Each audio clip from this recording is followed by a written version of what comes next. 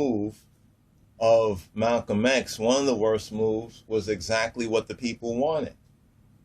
And the people wanted, all the leaders to get together. And even today, people talk about the same thing. That's why I call it a black tower of Babel.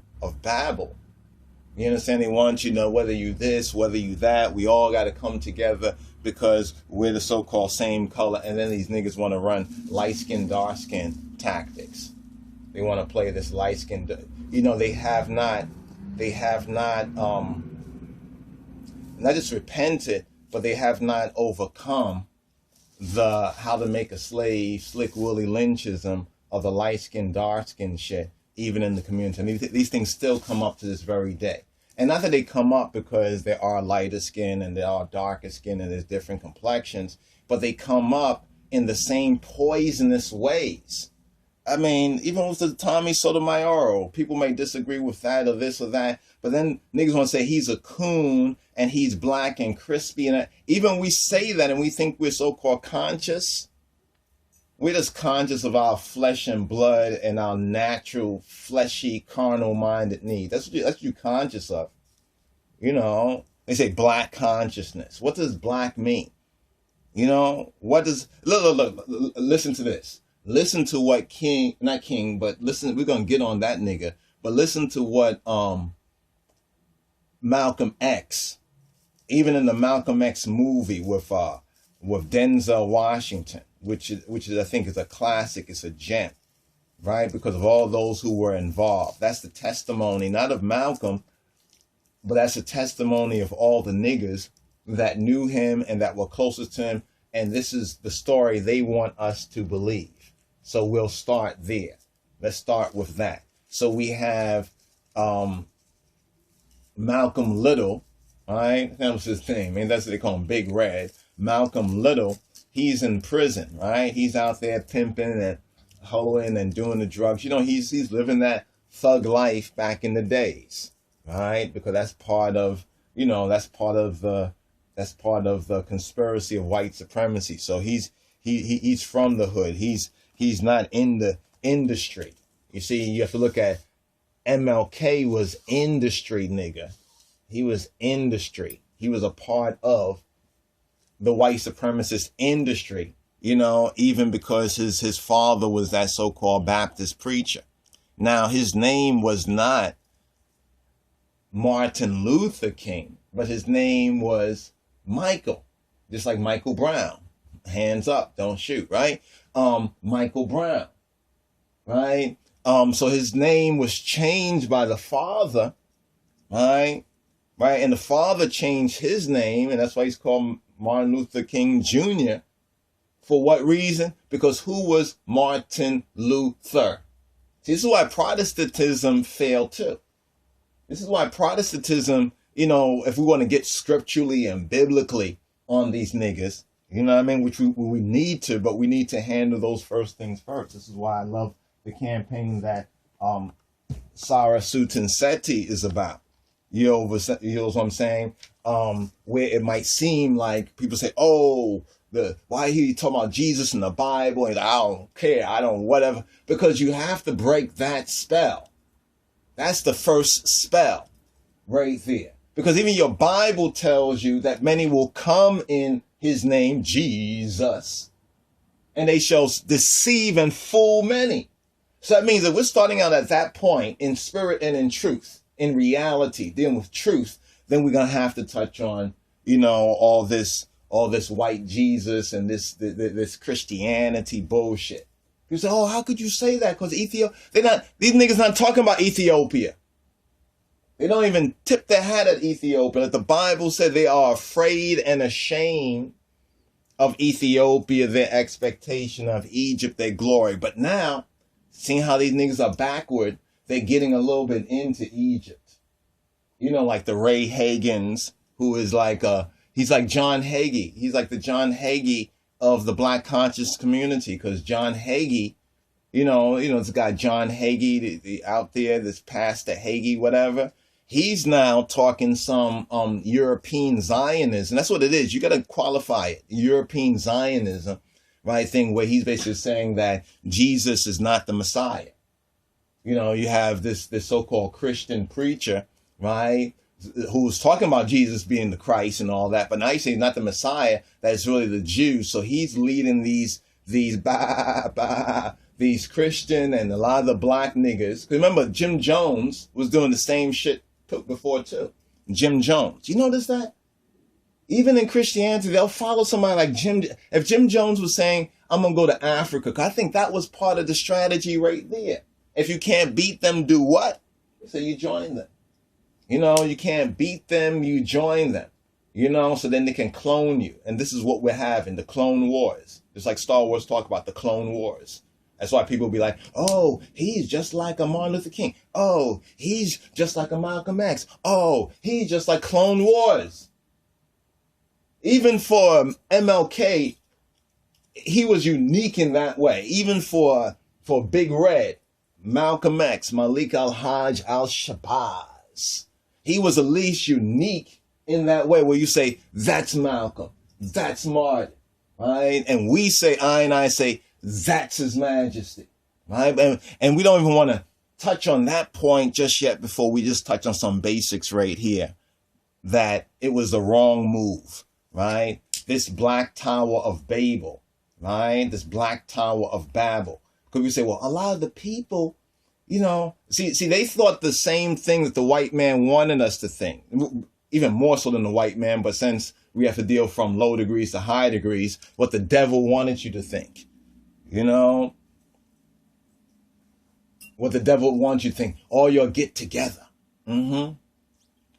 All y'all get together. Class action. That's why right now, because of the NAACP, right, you can't even make no lawsuits if your so-called black rights are violated anyway. You have to, in other words, they have to hurt a lot of you niggas. If they hurt one nigga, you can't really go to these nigga Uncle Tom, these synagogue of Satan inspired nigga organizations. You can't go to them as an individual. They tell you, and I was one, and there's others out there years ago who wanted some of their legal counsel, thought our rights were being violated, and they was like, well, they don't deal with individual stuff, they deal with class action. And years ago, I couldn't figure that out. It's like if one person, I was still studying His Majesty and the teaching, give I and I to teach Him His Majesty, we don't want no devil's philosophy, that where the least violation of human rights is violated, that's what you should address. Like our brother Sarah Sudan Seti with the Aiyana Jones situation. He's one of the few that really have pointed attention on that, and the rest of these black sheeps go for whatever the media, the mass media put out there. See, because you have to recognize it all comes in the religion of Satanism, of Luciferianism. And if you look at that video out there with Anton LaVey, the Church of Satan's daughter, right, and her boyfriend or some other Satanist Luciferian, they're talking about what their agenda, and they tell you clearly that their agenda is about white supremacy, that Luciferianism and Satanism is about white supremacy. They tell you that straight out of the horse's mouth. The pale horse's mouth tells you straight up what they're about, you know. But let's just return right here on this particular. So you see, I say Moses, ? Aaron, in a counterfeit sense, yes. See, you have to recognize the template that they are working with. You see, and the template that white supremacy is working with is a pseudo, that means false, Judeo-Christian paradigm, right? And then behind that is Greco-Romanism, right? And behind that is Luciferianism and Satanism, right? And behind that is the lake of fire. You know what I mean? It's the bottomless pit, you know, behind all of that. You see, so many black people from the 60s, I grew up hearing this, you know, one saying that, oh, we were so close. We were so close to freedom. But you have to stop and say, what was freedom to the niggas? Was freedom being free to come out of Babylon? Was freedom repatriation?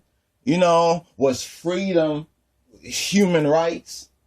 Was freedom, what was freedom for? Freedom in the Martin Lucifer King model was what? So you can not support your own black business and do for self, but basically so you can hobnob, and there's a more pornographic level of that. I'm not going to go there, but you can hobnob with the devil. You can hob on the devil's knob. That's why they have The Hobbit. They put that out there. Harry Potter, playing with your niggas. Even in the Egyptology and the Kemetism, you need to see that right there. Harry, Heru, Potter, Ptah. I think there's a few brothers and sisters that have touched on those particular issue. You need to check some of that out. Ones and ones need to go find those videos, chop, and just give reference and source to it so that ones and ones in the studies and the education as Haile Selassie I, the King of Kings, says is the key. And we're going to also address on that because people still run around saying that His Majesty Haile Selassie is a Freemason. Yet you never see him in any of these things, but they show the one hand position, right? Which, ironically speaking, prior to him is very rarely seen. Yeah, we've seen it in some of their books, so forth and so on, but they didn't get a demonstration. The devil can only like transform himself, right, in what he sees. He sees the king and he says, I'm gonna be a king, right? He sees God, I'm gonna be God.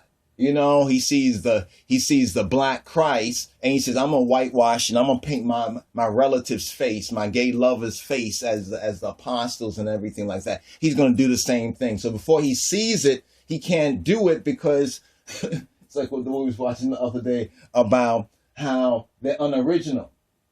They have no intent, right? The fallen Arkans, they really have no intent. They're like a blank slate. They are not creative. They can only pirate, they can only parasite, they can only plagiarize. The word plagiarize means kidnap. Black people have been plagiarized. See, now, if you look at it from the world, you think, well, things we did, they basically copied and wrote their name on. Well, they've done that too, but at the original level of plagiarize means to be kidnapped. To kidnap something, go plagiarious, right? In the Greco-Romantic languages, but you have to go to the root of it because if you don't, it's like a good chess player, right? You got to know the enemy, right? You got to know your enemy. In other words, when you're playing chess, even you have to be able to get the spirit of your opponent, right? There's facts you got to know. You got to see certain things, but you have to pick up on the spirit of your opponent. Because everything is spiritual. You know what I mean? But see, that's a level that flesh and blood devils don't know. So that's how you be able to catch the flesh and blood devils. Because they don't have the spirit of truth. They have the spirit of error. They have the spirit of iniquity. They have the spirit of deception. They have the spirit of lies. And many sheeple have been led astray by these hired shepherds. That's why Yahweh says, Rastafari says, woe, right, to the shepherds who lead my people astray, who cause them to howl, to holler. To holler, that holler came from the church. The so-called Negro churches, which sold out, which went after Antichrist instead of true Christ. The real people who were in the real so-called church, if you want to talk about it in the diaspora, ones like Nat Turner.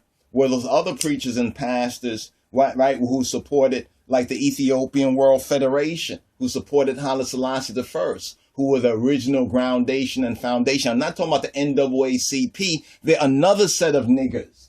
They're another tribe of people, right? Just like in the Bible, in the biblical, there were the Moabites, there were the Midianites, there were these other ites, there were the Ishmaelites, there were the Edomites, there was the Edomites, there were the Moabites and the Ammonites and the Canaanites.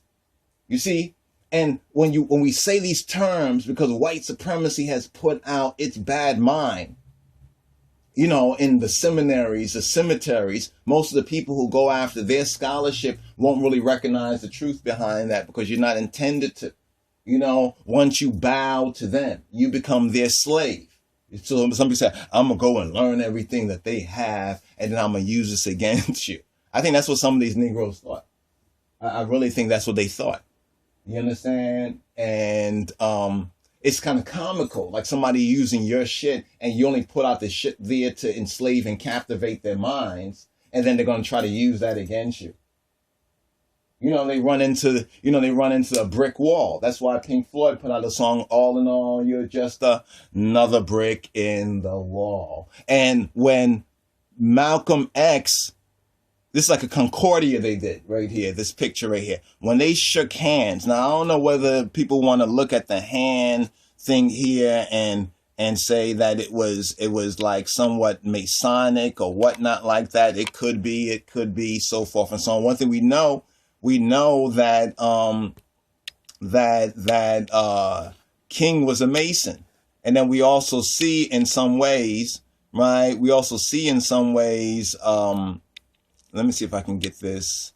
Yeah, we also see in some ways where even Malcolm X is doing some very, for lack of a better word, suspicious poses. And he was still into that Islamism thing. And basically what he thought, what Malcolm X thought, right? And I love Malcolm X. I just put that out there. It's not for you. This is for me. Me saying I love him. Because I want people to think, oh, he's saying that for us. No, because you niggas don't even know him. You don't even know what was really going on. Y'all got caught up in the media delusion, the media deception. When Malcolm became popular in the 90s, he became pop again in the 90s. This is where a lot of the niggas went after it. When they got into it.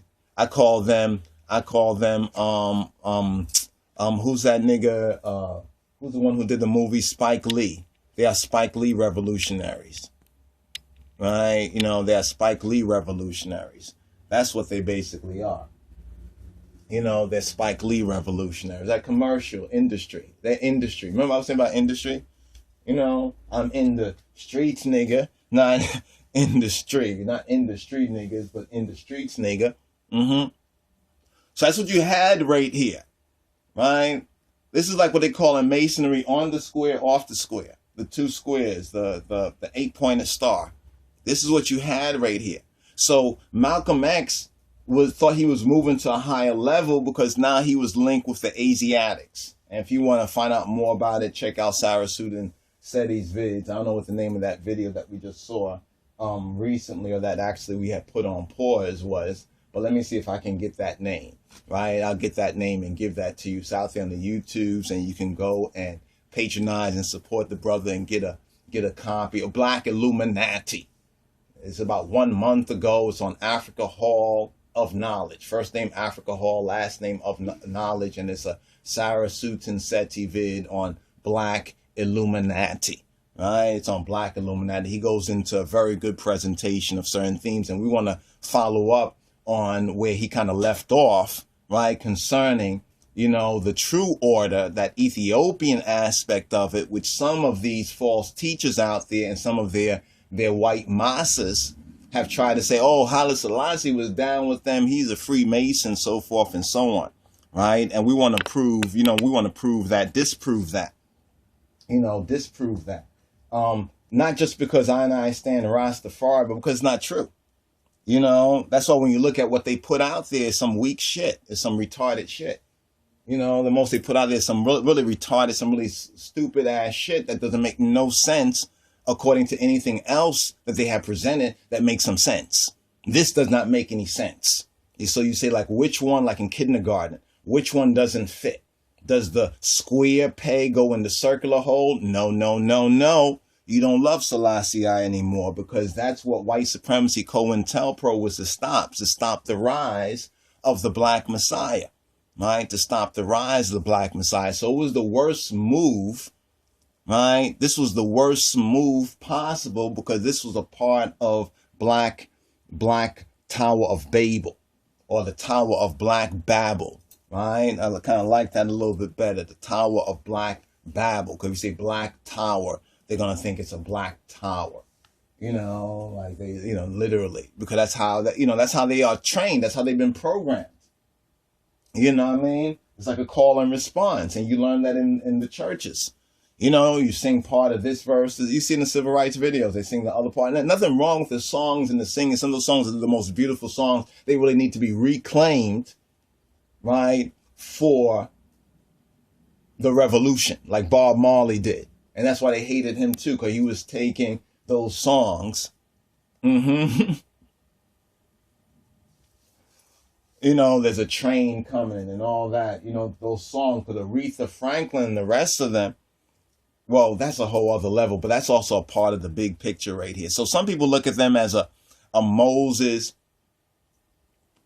and an Aaron. Now, you see on the side where we have this joker over here, right? Or we have this joker over here who is y'all's Pharaoh, right? Because even a lot of people in the so-called black consciousness, so-called community have, you know, they consent to this right here. They basically say, this is what it's about, right? This is what it's about. He's our Pharaoh. Now, you remember that one of them is living and two of them are dead, at least dead to this world.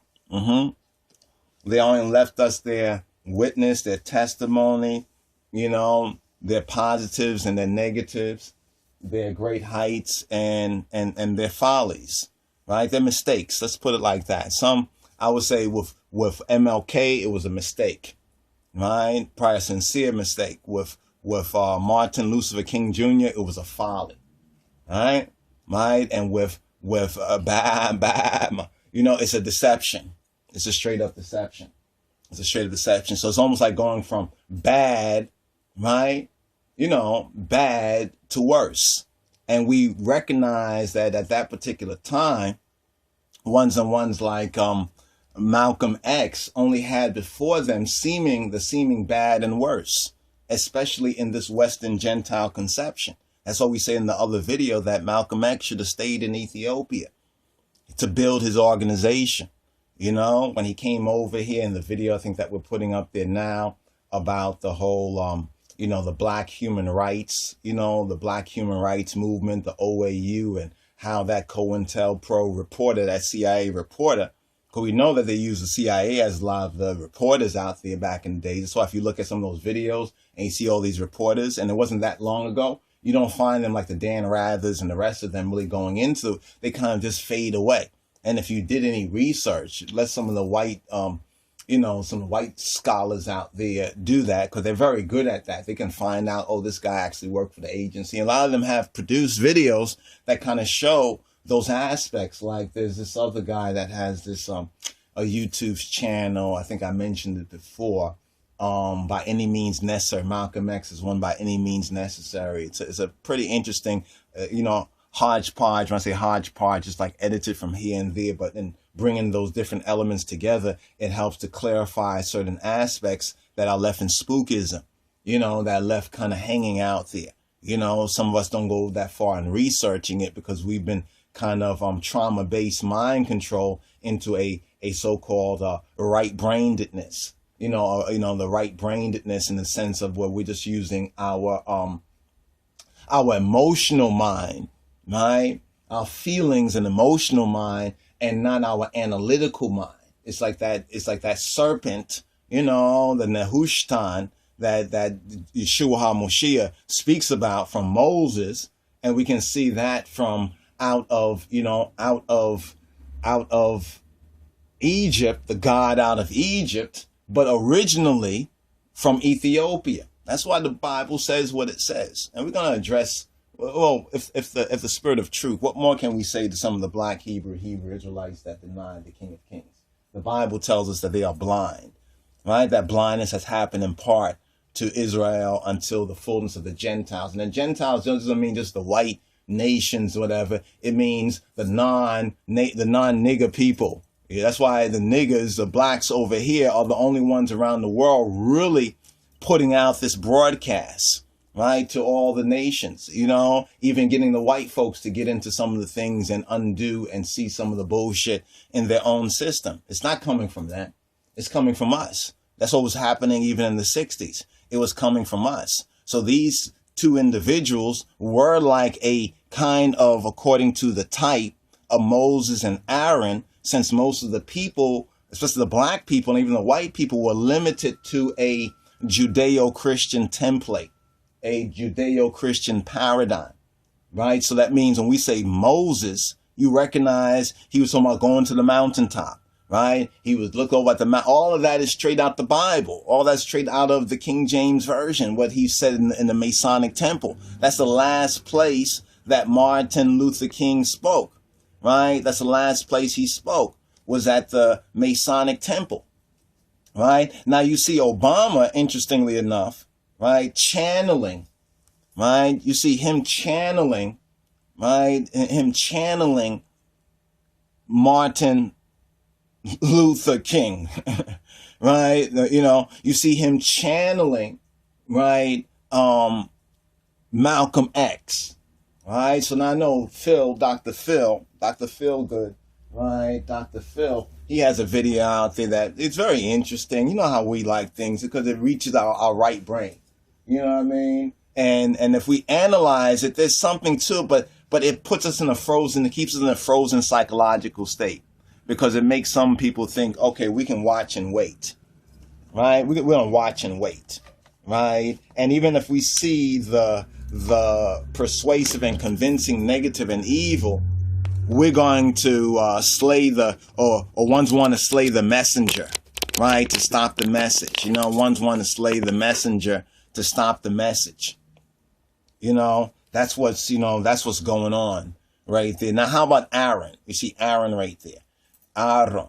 Well, who was Aaron? Aaron was a spokesperson because when you look at where they wanted to go with it, see, but their foundation was sand. The foundation of King and Martin Luther King, that other king, the man who would be king, the man who wanted to be your king, the man who for the 40 years has been your king, wandering in the wilderness of Americas and the Caribbean. You understand? The spokesman was Aaron. That's why you see today among the so-called black, what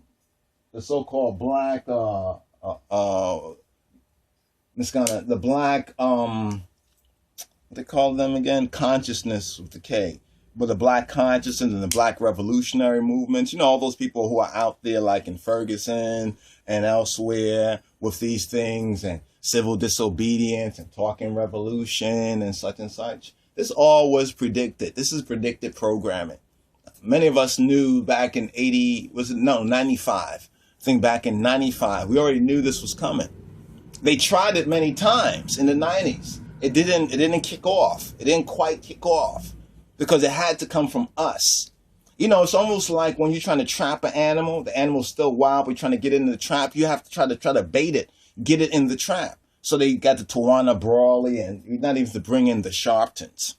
You know what I mean? To bring in the Sharpton. In a sense, you almost see Sharpton and Jesse in the same view right here today because you know that Jesse is an African prince. So he's followed up on where Malcolm X, right? What Malcolm was doing, he kind of followed up on it, right? But he's keeping y'all in West Africa. Now there's a reason we say that he's keeping y'all in West Africa. Why? Because everything on the west side of the Nile, you have to remember from ancient Kemet, is the land of the what? The dead, right? Right. So we have West Africans, generally speaking, right, are under that colonialism and even that neo-colonialism. And that's what the war, the Ebola and all these tactics and the gold and the diamonds and the divide and conquer is mainly focused on.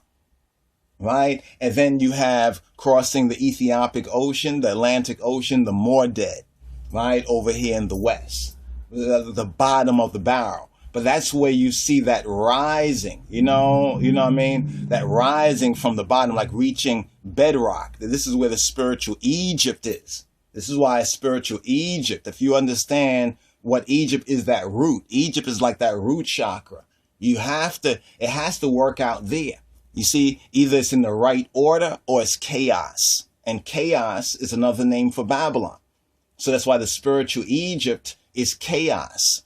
right? It's chaos. It's not the true order. It's not the true order. So when you're speaking about the so-called Freemasonry, the free would be the West, if you understand, in their conception. The free, the liberty. When they say liberty and justice, they want liberty to rape, to rape and rip off little boys, little black boys and girls. They want the freedom and the liberty to rape your grandmother. They want the freedom, and that's what the freedom and liberty means, right? Under freedom and liberty, those are their gods. And then you'll see some Greco-Roman idols. And it's so clear. It's all over the place. It's like right in your face, but you can't see it, right? Because they have you in this counterfeit Christian lullaby. They have you in this. It's like everything is light. It's like the magician. The magician kind of have that turned off. You can't see. You can't see that. So we'll still say that this was the best thing right here. These two so-called leaders meeting up. And many people say, well, if they had gotten together and they was going to get together and they was going to do all this, they were going to do all that bullshit. That's bullshit. That's bullshit. And it's not even as good as bullshit. Let me kind of retract that in a sense. It's not even as good as bullshit. Bullshit has a real use in the agricultural society, but we're in Babylon. We're in a concrete jungle. You see what I'm saying? The bull is out of place. The bull, in that sense, goes to Wall Street. Is that bull on the stock market where our ancestors were bought and sold, right? That's why this is a main commodity. The nigger business, the Negro business is like the black gold.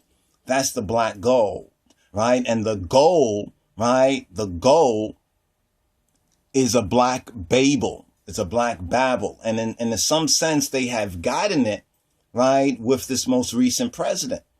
You see what I'm saying? And I think Cyrus Sudden-Seti really hit it on the head when he talked about my father, dreams of my father. The real father is the white CIA agent, right? When it comes down to a situation about black people and everything and the plight of black men and black women is very loosely there. In fact, we only had him even talk about Chicago because the girl that was killed, right, was a part of his re-inauguration thing. So it was like kind of what they call it again, too close for comfort, too close to home.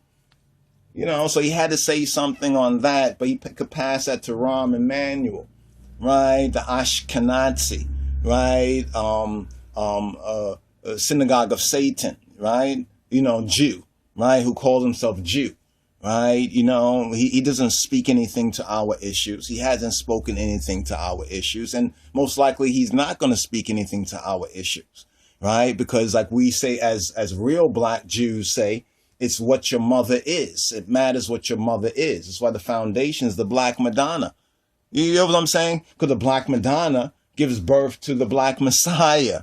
And their whole point was to stop the rise of the Black Messiah. Right, and this is one reason why they went after Malcolm X's his grandson too, right? His grandson too, because his grandson didn't follow the Martin Luther King son model.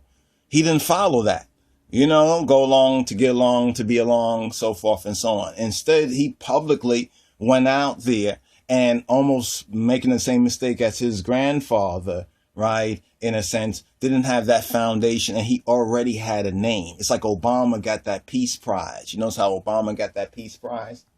Obama was able to get that Peace Prize before he did anything, right? In that sense. So he already had the popular support. That's energy there. You know what I mean? He already had the popular imagination. That's energy. You know what I'm saying? He didn't have to, you know what I'm saying, right? He didn't have to do anything.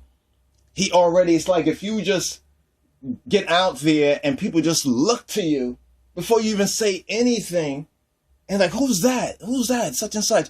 That means that you have some energy there. It's almost like gold. It's a supernatural. That's what it is. It's a supernatural resource. It's a supernatural resource. So when you have black people, even if they're like Obama, have a white mama still, but if you have black people, right, who overtly, right, are black and they have that supernatural resource, right? You know, of Aten, they have that Aten. It's like Atenism, right? That attention, you know, that Aten, Akhenaten, you know, they have that attention. Wow. They have to control that or destroy that. It's either we're going to build or destroy on that. And then we have the figure 8, that infinity. So it's almost like we've been here before, right? It's just almost like we've been here before. Whether we go all the way to the so-called biblical times, we've been here. Yes, we were in Egypt, but not like they tell you, because the Jews who call themselves Jews, right, and are not, are the synagogue of Satan. So that whole paradigm there, we can say, F it, forget about it. It doesn't mean that we don't study it, but we have to recognize, recognize it is what it is. That is what that is, right? And that has no part of us, because they are afraid and ashamed of Ethiopia, their expectation, and of Egypt, their glory. And that's a word from the scripture. Here's how we have them dead to center. When they some of these black, like the Haggai. I talked about Haggai a little bit. You know, Haggai and Hagen. There's some connection between Haggai and Hagen. Maybe one of them, Wondermoch brothers or Hitoch, can bring that out. Bring that out a little bit. Not even go into all the detail. You can see it right there on the surface. Just as Haggai is coming with this counterfeit thing, we have Hagen come with his counterfeit thing. I was trying to tell ones that I wasn't really moved on the spirit. Not the feelings and emotions wasn't there either, but it was the spirit, right? It was the mind. That black mind of God wasn't, as they say, we wasn't feeling it. You know what I mean? And I was trying to tell some ones and one, they was like, oh, yo, I got this Haggai. You got to get this Ray Hagen, get Dr. Ray Hagen. Oh, yo, he's really dropping and so forth and so on. And a couple of times my spirit was like not there, but, brothers will say, go ahead, watch this. And sometimes you're watching, you'll be like, oh, wow, I'm happy I watched it. I was happy I watched it, but not for the same reason. It basically persuaded I of what we already saw from the very beginning. It even gave me evidence of what I saw. Before I just had the spirit, and now when I saw what I saw, I had evidence, you know what I mean? But this was the wrong move. You see, the Bible, the scripture, and I'm coming from an Ethiopian, a root. I could drop this in, in the language. We could go to the Ge'ez, even the root behind the so-called Hebrew. You know what I'm saying? But not going to really, go there. So this way, right, seemed right to the black people. And still 40 years later, you haven't learned this particular lesson. Why did Moses and Aaron fail to go into the promised land and deliver the people into the promised land? They pointed to the promised land. Notice that, right? They pointed to the promised land, and we can see within that type, based on the true type, that which was right and exact. The organization, the movement, the certain other things that they were doing, systemically within their particular groups and so forth and so on. So they brought the black people out. In other words, they were brought out of Egypt, at least in the case when we talk about Moses. He brought them into the wilderness, right? But on another level, those after him brought the people back into Egypt, right? They brought them back in relying on the federal government. And the federal government, according to this template, is Pharaoh, the great house. And what is the great house in the West among the Western Gentiles? It's DC. It's the White House. You see, so what they did was steal or plagiarize our ancient types in their so-called Freemasonry.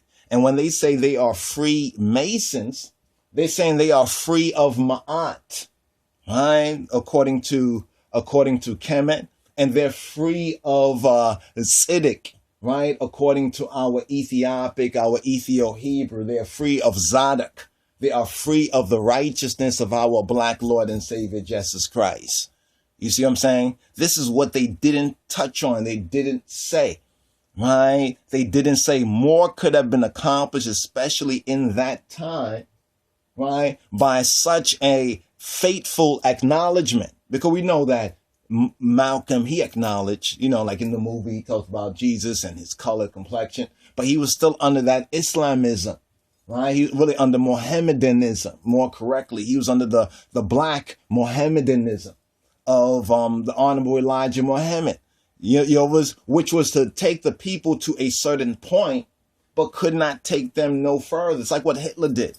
Hitler was supposed to take that movement, the Nazism, National Socialism, to a certain point, because we know he was controlled by the bankers and by those who are over here, Prescott Bush and everything else. He was supposed to take it to a certain point and then receive instructions, you understand? But he broke loose. This is what we have in Malcolm X. He broke loose in that sense from his handlers.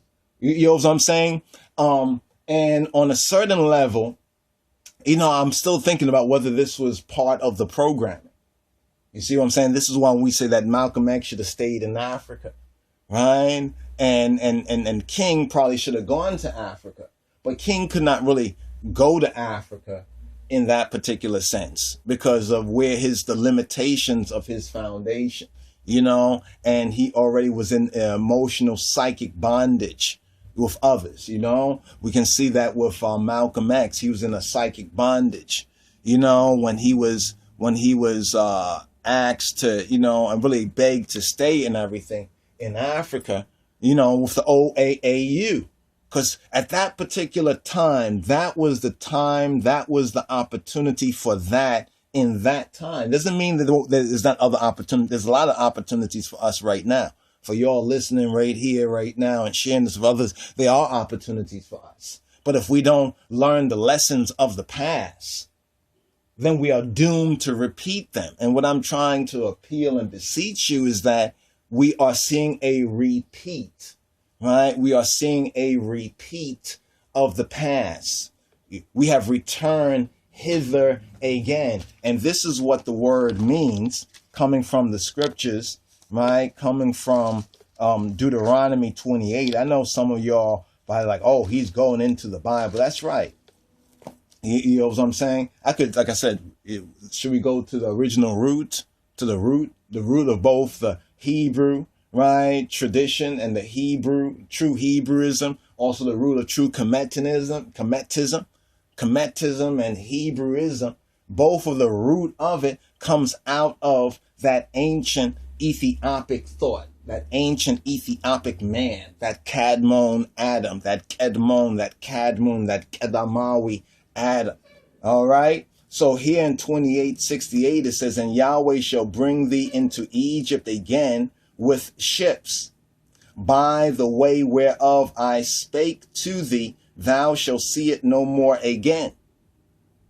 And there ye shall be sold to your enemies for bondmen and bondwomen, and no man shall buy you. That buy needs to be understood in the Hebraic sense. No man shall redeem you.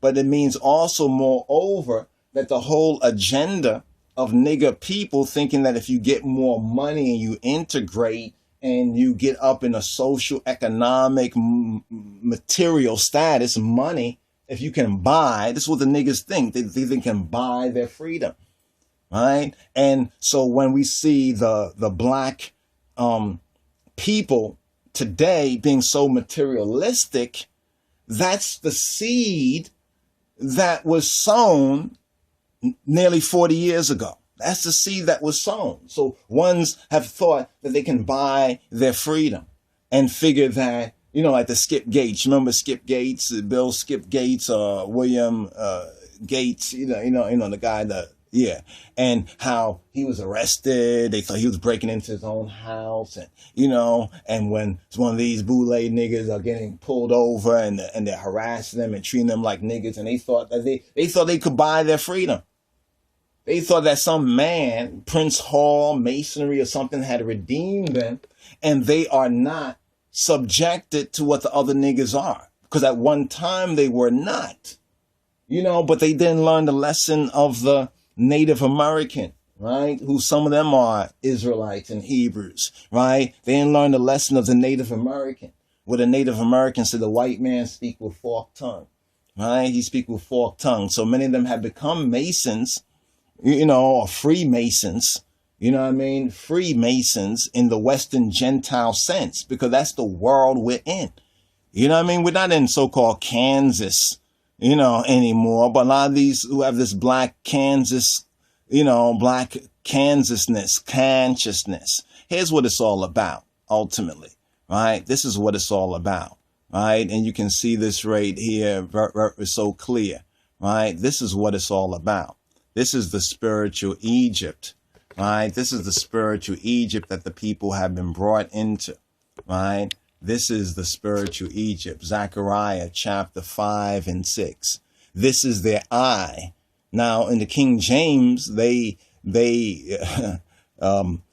lost in translation in the King James to get the full overs. It's only for the disciples, only those who study, right? And you're only going to study it when you recognize it's yours. You're going to get to the root of it. That means you're going to have to deal with the good, right? The bad and the ugly. Or really, you have to deal with the ugly, the bad before you get to the good. You see what I'm saying? So when we're talking about Judeo-Christianity and Ethiopic and so forth and so on, we have to address, the counterfeit Christianity, the white Jesusism, and recognize that some of our brothers and sisters out there, are at that point where they're not giving no quarter to it. And they're not speaking about us. If that offends you, that means you still really don't know the truth. You're not anchored and rooted. It makes me wonder, are you afraid and ashamed of Ethiopia, your expectation, and of Egypt, right? And of Egypt, your glory. People say, well, we came out of Egypt.